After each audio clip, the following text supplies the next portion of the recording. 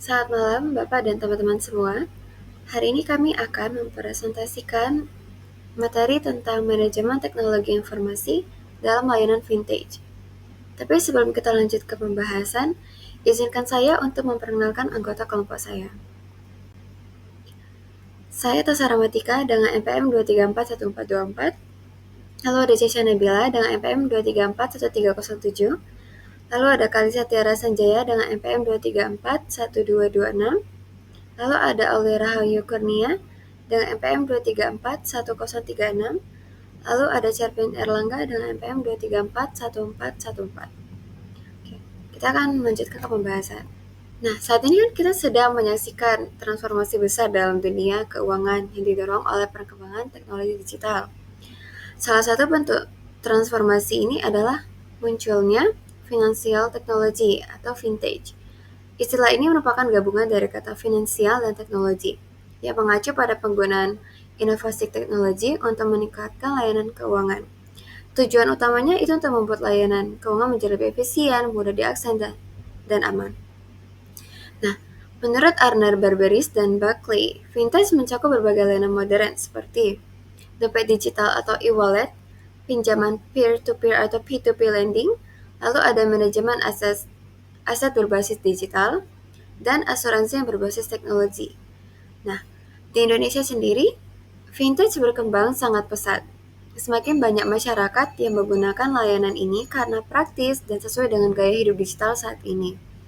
Tak hanya itu, vintage juga membuka peluang akses keuangan yang lebih merata, bahkan untuk masyarakat yang sebelumnya belum tersentuh layanan perbankan tradisional. Oke, selanjutnya ada tujuan dari fintech. Layanan keuangan digital bertujuan untuk menciptakan sistem yang lebih inklusif dan efisien. Artinya sistem ini dapat membantu semua orang, termasuk orang yang belum memiliki rekening bank, agar dapat bertransaksi secara mudah. Di Indonesia, fintech hadir dalam berbagai bentuk. Misalnya, payment channel, digital banking, asuransi digital, peer-to-peer lending, dan crowdfunding. Salah satu contoh suksesnya adalah GoPay yang mempermudah transaksi cepat bahkan tanpa rekening bank. Secara khusus, melalui platform seperti GoPay, fintech memiliki beberapa tujuan penting. Yang pertama, memperluas akses keuangan inklusif. Artinya, membantu masyarakat yang belum punya akses ke bank atau unbanked supaya tetap bisa menggunakan layanan keuangan. Yang kedua, ada mempermudah dan mempercepat transaksi digital. Misalnya, membayar tagihan atau belanja hanya dengan ponsel. Yang ketiga, ada menekan biaya layanan. Contohnya, transaksi yang bebas biaya transfer. Selanjutnya yang keempat, ada mendorong inovasi, yaitu dengan integrasi berbagai layanan dalam ekosistem Gojek. Jadi secara singkat, layanan keuangan digital bukan hanya mempermudah transaksi, tetapi juga menciptakan ekosistem yang inklusif, efisien, dan inovatif. Selanjutnya ada manfaat. Yang pertama ada pengurangan ketimpangan sosial. Chen dan Zhang di tahun 2020 dalam penelitian mereka menyatakan bahwa adopsi teknologi finansial atau vintage dapat mengurangi ketimpangan sosial. Salah satu contohnya adalah layanan seperti GoPay yang dapat menjangkau berbagai lapisan masyarakat, dari yang paling bawah hingga atas, memberikan mereka akses lebih mudah ke layanan keuangan digital. Lalu yang kedua ada peningkatan literasi keuangan. Melalui fitur-fitur seperti pengelolaan transaksi dan promosi cashless atau tanpa uang tunai, layanan vintage seperti GoPay mendorong masyarakat untuk lebih melek keuangan digital. Hal ini membantu masyarakat dalam memahami pentingnya pengelolaan keuangan secara lebih modern dan efisien, serta membuka peluang edukasi tentang keuangan. Dan yang terakhir ada inklusi keuangan. GoPay membuka akses layanan keuangan digital kepada masyarakat luas, termasuk pelaku UMKM atau usaha mikro, kecil, dan menengah, dan individu yang tidak memiliki rekening bank. Dengan begitu, masyarakat yang sebelumnya terpinggirkan atau tidak terjangkau oleh sistem perbankan tradisional kini bisa mengakses layanan keuangan yang dibutuhkan, memperluas inklusi keuangan secara signifikan. Baik, selanjutnya adalah masalah atau kendala yang terselesaikan oleh vintage di GoPay by Gojek. Jadi, teknologi vintage yang diterapkan dalam GoPay berhasil menyelesaikan berbagai masalah yang sebelumnya sering terjadi dalam transaksi keuangan konvensional. Beberapa masalah diantaranya yang pertama itu adalah masalah keamanan transaksi. Jadi sebelum adanya GoPay, banyak masyarakat yang masih ragu melakukan pembayaran atau transaksi online karena takutnya penipuan dan juga kebocoran data pribadi seperti KTP dan lainnya. Lalu, melalui teknologi vintage, GoPay menerapkan sistem keamanan berlapis seperti kode OTP, kode PIN, inskripsi data, dan juga biometrik, sehingga pengguna merasa lebih aman saat melakukan pembayaran. Lalu yang kedua, ada keterbatasan akses ke layanan keuangan. Jadi sebagian masyarakat besar Indonesia, sebagiannya ada yang masih belum memiliki rekening bank, terutama di daerah-daerah terpencil. Jadi GoPay itu menjadi solusi inklusif karena cukup menggunakan akun Gojek tanpa harus ke bank.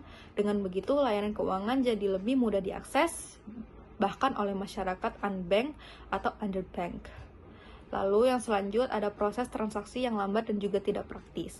Sebelum ada dompet digital, pembayaran harus dilakukan dengan uang cash atau dengan kartu debit atau dengan kredit.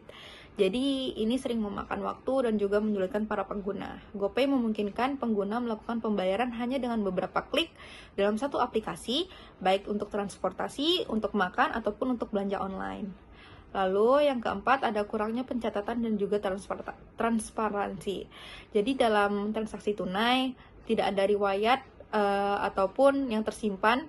Ini tuh menyulitkan pengguna dalam mengelola keuangan. Dengan vintage, GoPay mencatat setiap transaksi secara otomatis dan transparan sehingga pengguna dapat melihat histori pembayaran kapan saja secara real time. Selanjutnya yang terakhir ada efisiensi operasional bagi mitra dan juga merchant. Tanpa teknologi digital, mitra driver atau merchant harus mengelola uang tunai yang rawan kesalahan dan juga risiko kehilangan. GoPay membantu mitra mengelola hasil transaksi secara digital dan juga menerima pembayaran dengan cepat, efisien, dan juga minim resiko. Jadi, kesimpulan dari kendala yang diselesaikan oleh vintage ini, tanpa dukungan teknologi vintage, GoPay tidak akan bisa memberikan layanan yang cepat, aman, dan juga inklusif seperti sekarang. Teknologi inilah yang membuat GoPay menjadi solusi pembayaran digital yang relevan dan dibutuhkan oleh masyarakat Indonesia saat ini. Selanjutnya ada study case GoPay by Gojek. Gojek sebagai perusahaan teknologi asal Indonesia yang berhasil menerapkan layanan keuangan digital melalui GoPay, yang kini menjadi salah satu dompet digital terbesar di Indonesia.